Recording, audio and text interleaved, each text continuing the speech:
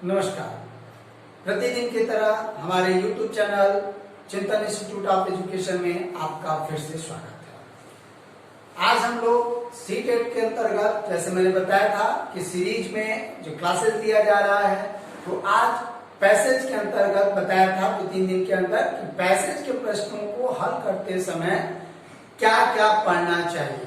यह मैंने इसके पहले के वीडियो में बताया था और आज भी मैं उसी क्रम को आगे बता रहा हूँ, क्योंकि बहुत से जैसे मैक्सिमम जगहों पे आप पेडागोजिकल चीजों को तो मिल जाएंगे, लेकिन पैसेज को तैयार करने के लिए लैंग्वेज में और लैंग्वेज में भी आपके प्राइमरी सेक्शन के टॉपिक को तैयार करने के लिए और उसमें भी हिंदी सब्जेक्ट को विशेष फोकस करते हुए क्या पढ़ा जाए, इस पे आप वीडियो बहुत कम पाएंगे। और मैंने आपको पूछा था कहीं अदर भी जगह अगर इसके बारे में विस्तार से बताया गया हो तो बताइएगा।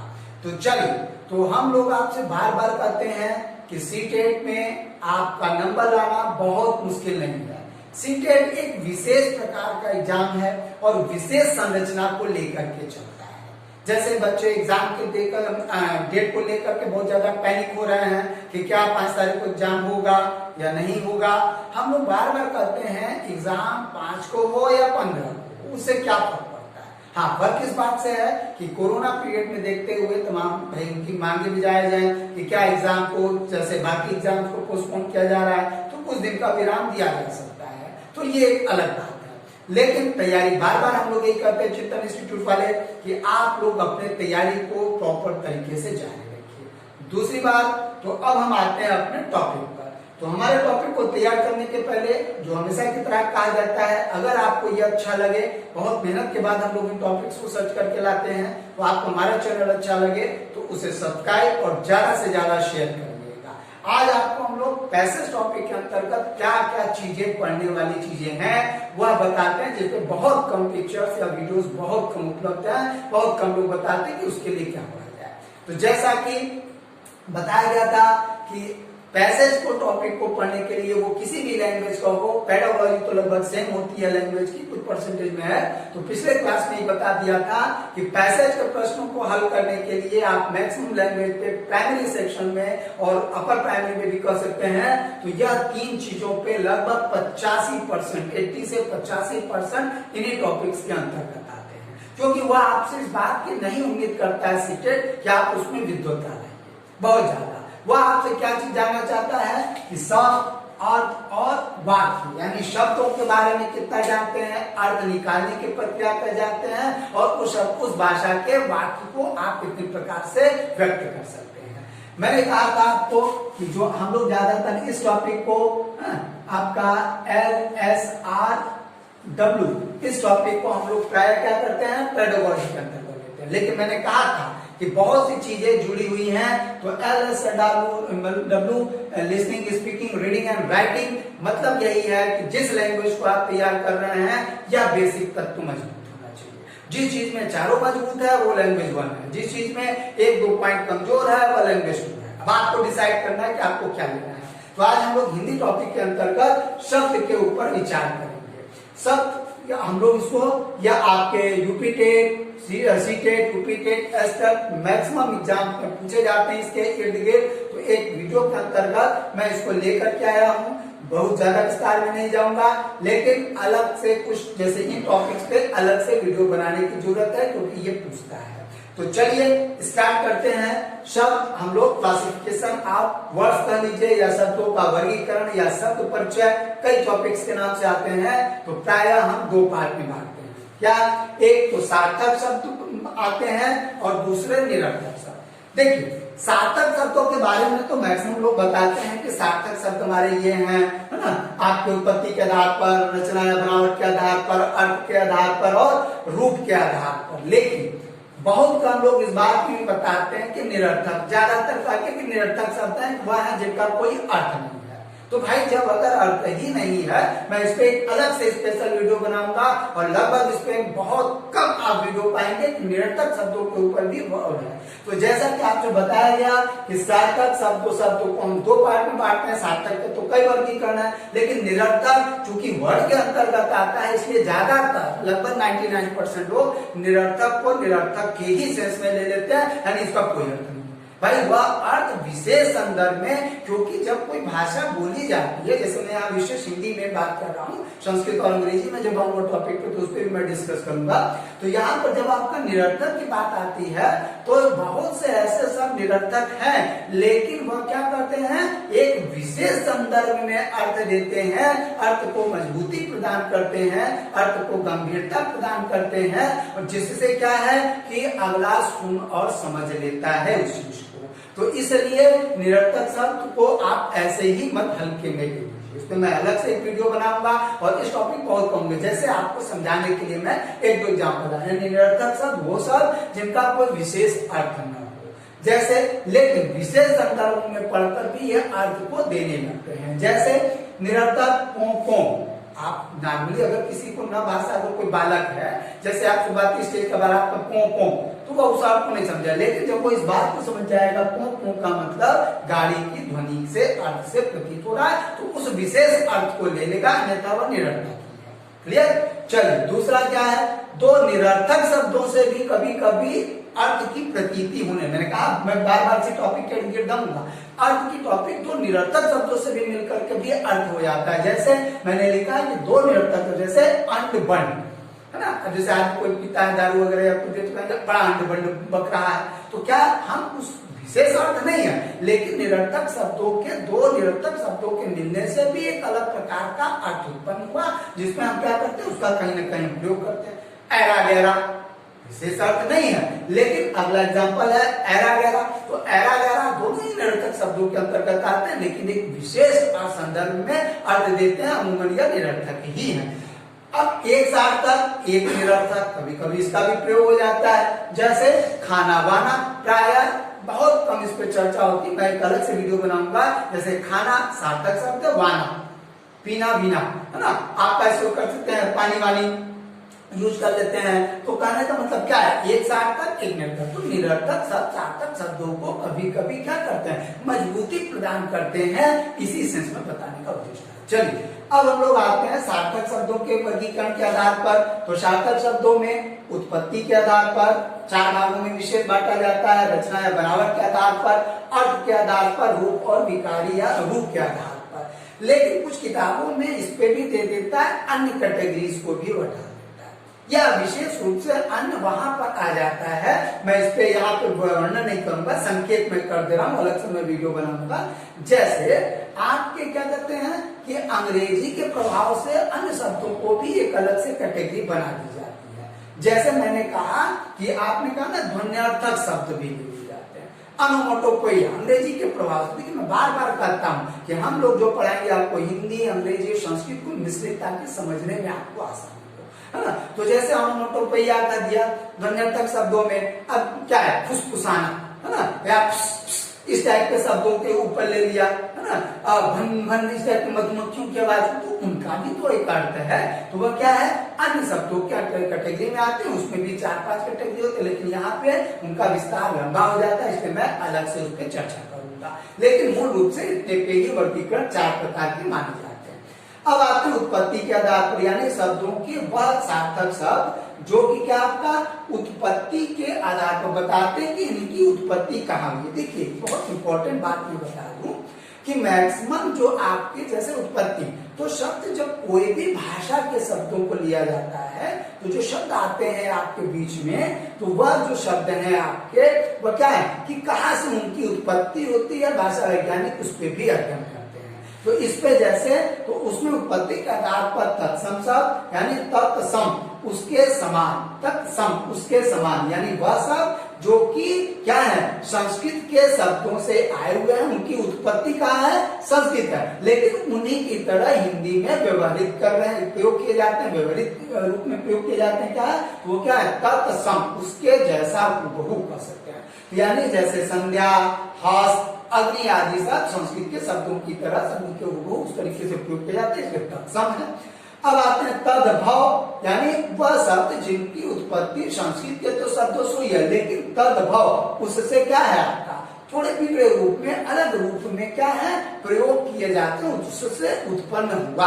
भाव माने उत्पन्न हुआ, तो उससे उत्पन्न हुआ, यानी प्रयोग तो उत्पन्न तो उन्हीं से हुआ है, लेकिन प्रयोग हम क्या करते हैं अपने बीड़ी रूप में, अपने हिंदी के तरीके से वो कई भाषा के अध्ययन करेंगे तो कई लंबे अवधि के दौरान इनका रूप कुछ परिवर्तित हो गया, इसीलिए वह तद्भव वाला है ना। जैसे संध्या या सांझ होना, हस्त का हाथ होना, अग्नि का आग हो जाना। क्लियर है? चलो इन सारे टॉपिक्स में अलग से वीडियोस बनाऊंगा। आगे देशज यानी देश प्लस देश यानी जो देश के अंदर जो उत्पन्न हुए शब्द, जो हमारे विशुद्ध देशी शब्द हैं, जिनकी उत्पत्ति का स्रोत देशज है ना, देश के अंतर्गत उत्पन्न हुए वो कहलाए, जैसे थैला, लोटा, काम। ठीक है, ये आपके शब्द हैं। अमूमन इनको आप क्या करते हैं उत्पत्ति के आधार पर मान लिया जाता है, लेकिन इनको ग्रामेटिकली इनका वर्गीकरण करना और वो बहुत कठिन होता है करना कि वास्तव में कहाँ से आया, तो ये एक अनुसंधान का विषय है। चलिए अगला आते हैं हम लोग सार्थक के अंतर। फिर आपका उत्पत्ति के आधार पे अगला है विदेशी शब्द, यानी वह शब्द जिनके उत्पत्ति का स्रोत क्या है, विदेशी है। इस कैटेगरी में हम लोग दो प्रकार के वर्गीकरण को करते हैं। एक विशेष, ये संख्या बल के आधार पे है, ये ध्यान रखिएगा। उसमें क्या है, मुस्लिम प्रभाव के कारण जो शब्द आए, और दूसरा यूरोपीय प्रभाव के कारण, यूरोपीय कंट्रियों के प्रभाव के कारण जो मेल जोल से आपस में मिलते जुलते रहने से जो शब्द, हमने उनके बहुत से शब्दों को ले लिया, उन्होंने हमारे बहुत से शब्दों को ले लिया, यानी वह शब्द जिनकी उत्पत्ति का स्रोत क्या है, विदेशी है। तो विदेशज, विदेश से उत्पन्न वाले शब्द। तो उसमें कौन कौन है, जैसे अरबी, फारसी के शब्द हैं, अरबी के शब्द हैं, फारसी के शब्द हैं, अंग्रेजी हैं, पुर्तगाली शब्द हैं, पश्तो शब्द हैं, तुर्की वाले शब्द हैं, फ्रेंच शब्द हैं, रूसी शब्द हैं, इस प्रकार के शब्द। इसके अतिरिक्त भी बहुत से शब्द हैं, लेकिन उनके मैंने एक एक एग्जाम्पल को आपके सामने रखा है। उसमें से कुछ तो बहुत ही महत्वपूर्ण है, जैसे अरबी अखबार पूछा जाता है कहाँ से आया, अरबी भाषा का शब्द है। फारसी पूछा हुआ एग्जाम में, गुलाब किस भाषा का शब्द है, तो गुलाब हम अक्सर प्रयोग करते हैं, लेकिन आया कहाँ से, तो ये फारसी भाषा का शब्द है। उसी प्रकार टिकट, प्लेटफॉर्म, है ना, अंग्रेजी के बहुत से शब्दों से आप परिचित होंगे, कमेंट बॉक्स में मुझे एक दो बताइएगा। चलिए, तो क्या अंग्रेजी के शब्द हैं।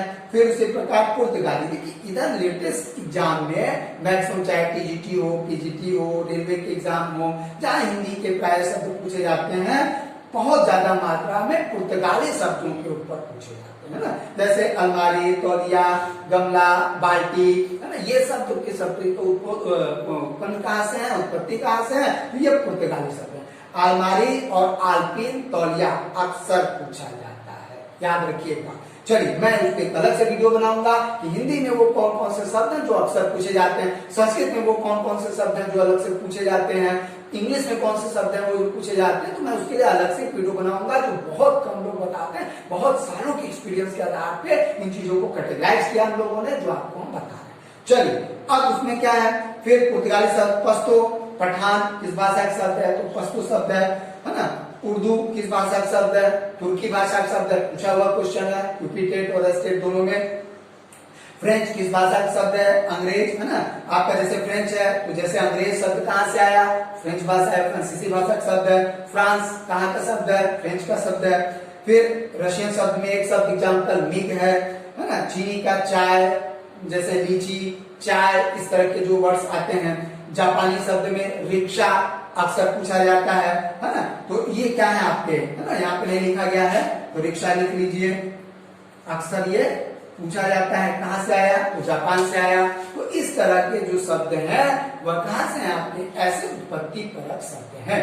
अगला है आपका इसी कैटेगरी में तत्सम, तदोत्पत्ति, तत्सम, तद्भव, देशज, विदेशज में एक अगला शब्द आता है शंकर। शंकर यानी मिलावट एक तरह से कह सकते हैं, यानी वह शब्द जिनके उत्पत्ति दो भाषाओं से हुई है, दो भाषाओं के शब्द मिलकर के जिस शब्द की उत्पत्ति करेंगे तो वो शंकर शब्द है। जैसे लाठी चार्ज, लाठी चार्ज कहते हैं, लाठी हिंदी का शब्द है, चार्ज आपका अंग्रेजी का शब्द है, तो लाठी चार्ज एक अलग प्रकार का शब्द हो गया।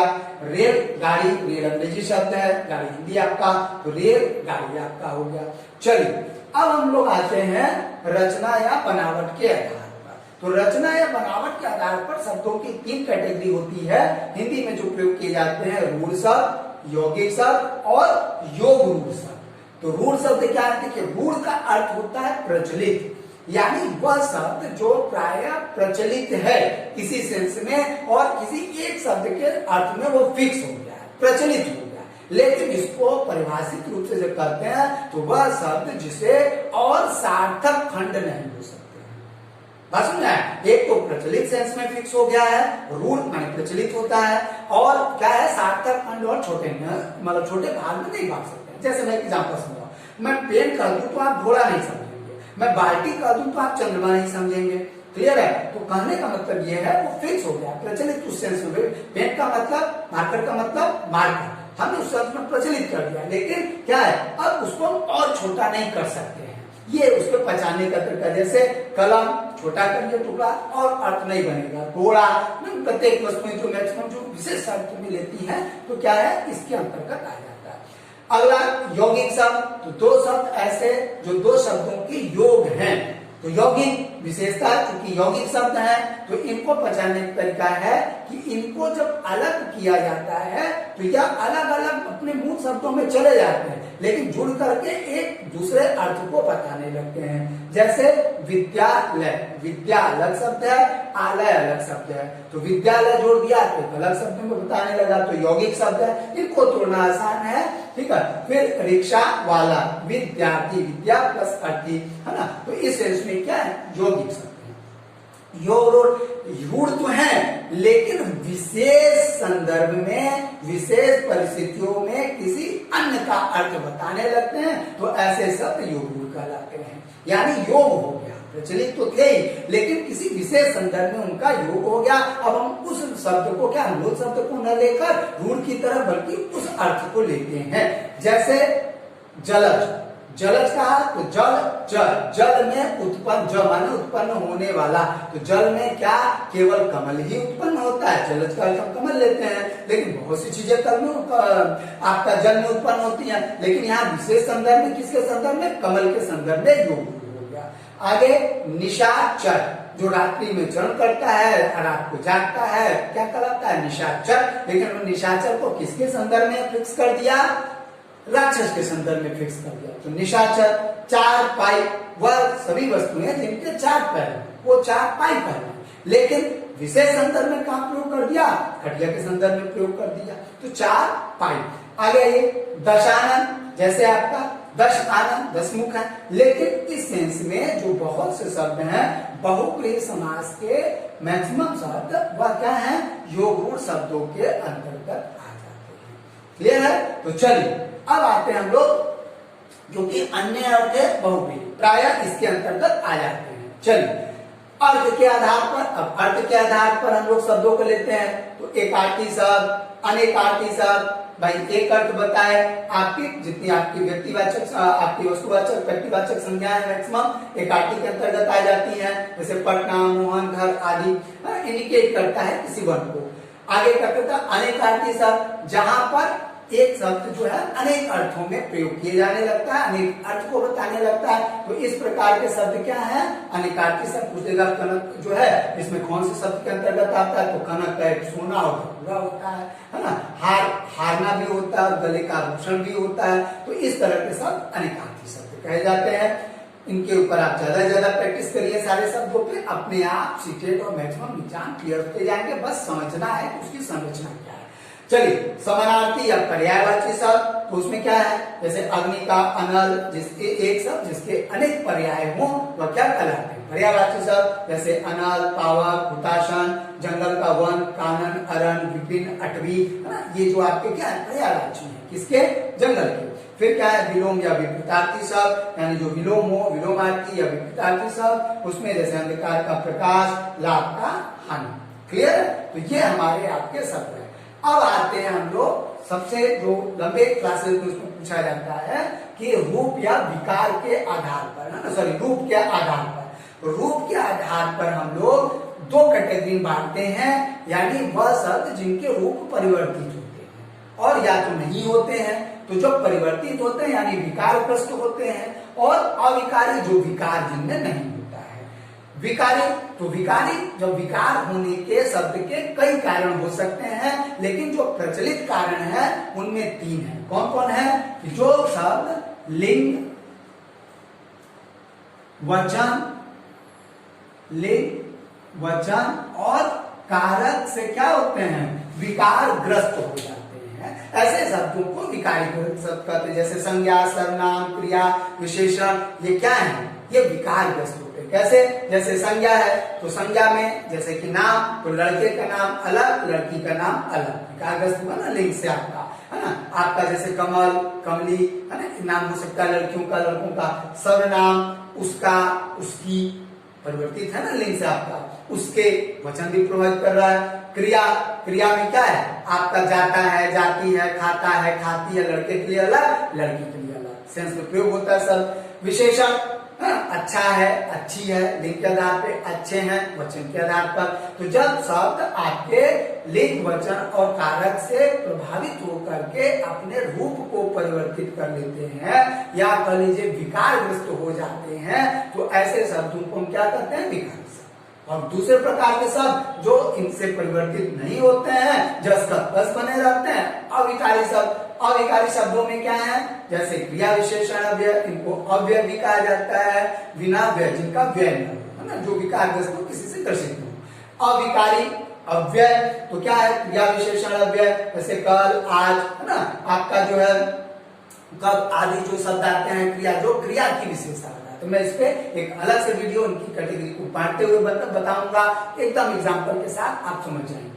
आगे क्या है? संबंध बोधक, जो दो शब्दों के मध्य में संबंध स्थापित करते हैं, के ऊपर, के नीचे, के आगे, के पीछे, है ना, इस प्रकार के जो शब्द है संबंध व्यक्त करते हैं। समुच्चय, शब्द के दो पार्टों में क्या करते हैं? समुच्चय, कंजक्ट करने का काम करते हैं, कंजक्शन, तो क्या कहलाते हैं? समुच्चय बोधक अव्यय। जैसे और, तथा, इसलिए, क्योंकि, है ना, परंतु, है ना, क्या है? समुच्चय बोधक शब्द हैं, इनकी भी कई कैटेगरीज हैं, तो इसको मैं अलग से वीडियो में आपको बताऊंगा। आगे विस्मयादिबोधक शब्द, यानी वह शब्द जिससे विस्मय प्रकट करने का भाव उत्पन्न हो, वो क्या है? विस्मयादिबोधक। तो क्या है? हाय, ओ, आहा, है ना, इस तरह के शब्द क्या है आपके? कोई है भाई, आप लड़के के लिए भी कहेंगे, लड़की के लिए भी वही कहेंगे, है ना, कोई अर्थ नहीं होगा लिंग के आधार पर। उसी प्रकार और लड़के के लिए भी वही होता है, लड़की के लिए भी होता है। तो कहने का मतलब ये है कि जिन जिन चीजों पे बार बार समझाया जा रहा है कि सीटेट को जो इतना हवा खड़ा किया जा रहा है प्राइमरी लेवल के विशेष रूप से, बहुत लंबे चौड़े ग्रामर पढ़ा दिए जा रहे हैं, मैं बार बार यही बात कहता हूँ, बहुत जरूरत नहीं है कराने का। नियमतः अगर आप 5-7 दिन मेहनत कर दें, है ना, कंटेंट के ऊपर, तो आपके मैक्सिमम तैयार हो जाएंगे। बस धीरे धीरे आप मेहनत करते रहिए और हमारे चैनल को इसी प्रकार से आपको क्या करिए? देखते रहिए। तो जहां दिक्कत आए, जिन जिन टॉपिक्स को नहीं समझ में आ रहा है, आप हमारे चैनल को क्या करिए? उसमें कमेंट बॉक्स सब्सक्राइब करके कमेंट बॉक्स में अपनी प्रॉब्लम को बताइए। और बार बार कहा जा रहा है कंटेंट के ऊपर, लैंग्वेज के कंटेंट, मैं यहाँ से हिंदी की बात नहीं कर रहा हूँ, हिंदी, इंग्लिश, संस्कृत, कंटेंट का मतलब है आपका शब्द, अर्थ और वाक्य, ये प्राइमरी लेवल की बात मैं कर रहा हूँ, ठीक है। तो इसी को मेहनत करते रहिए। भाषा के वोकाबुलरी, अगर एक शब्द में मैं कहूँ तो वोकाबुलरी एंड सेंटेंस, ठीक है, एंड देयर मीनिंग, इन्हीं को